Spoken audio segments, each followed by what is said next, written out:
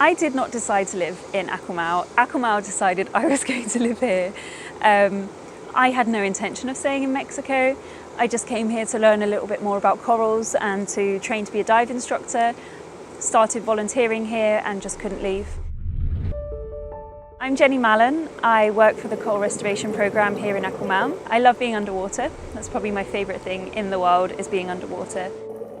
I started diving on the reefs, sort of 3-4 dives a day, every day on the reef, and day by day, literally, I could see things changing. So from one month to the next, I could see more algae, beautiful coral structures dying and breaking down, and I became quite obsessed with it. Then I started volunteering for this program and learning more about coral physiology in particular, and that was it. There was no going back. Globally, corals are at risk. But in the Caribbean, we're seeing an accelerated rate of decline of the coral reefs. In some places, there's just no coral left.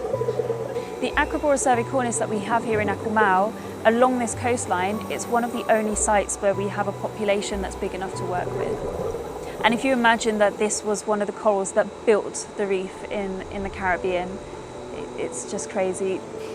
Every single person that I speak to says the same thing.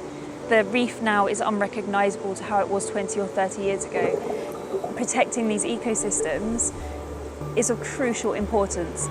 In Akumal, for example, if the reef goes, I think the whole tourism industry, which is basically the industry here in Akumal, would collapse. Because all of the people that come here snorkeling, or all of the people that come here to enjoy the beach or to see the turtles, they wouldn't come anymore because the reef would be gone, the turtles would be gone, the seagrasses would be gone, the beach will be gone, and eventually the businesses would have to close up and move elsewhere. If or when the corals die out, we'll realise what we've lost and it will be too late. So I quite like that as well, fighting for something, you know, fighting to not to save the corals, but to sustain the coastal community or the coastal ecosystem that protects the community. I don't think I'll ever stop.